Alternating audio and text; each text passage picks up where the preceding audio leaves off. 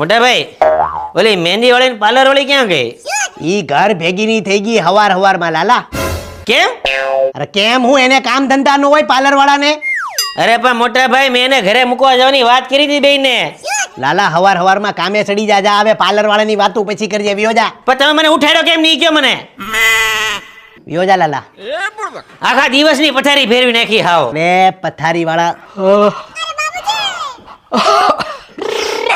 એલા ઓલી મહેંદી વાળી પાર્લર વાળી બાઈઓ ક્યાં? ઈ ઘર ભેગી ની થઈ ગઈ હવાર માં કાકા. કા? અરે કા કરો. ઈ પાર્લર વાળાને કામ ધંધા હોય, તમારી હાટું નેવરા નું હોય. ઘરે વ્યા ગયા હવાર માં 7 વાગ્યાના. અરે રાતે તો મેં મારા રાજદૂતમાં પેટ્રોલ પુરાવ્યું તો હવે એ મારે ક્યાં ખાલી કરવો?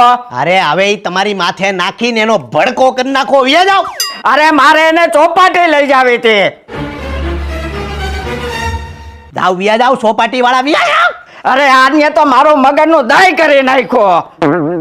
અડાવ ડોહા હાથમાં જ નથી રહ્યા ને લગન ગાળામાં તો ડોહા હાથમાં જ નો રહી. કોને કેવા જાય?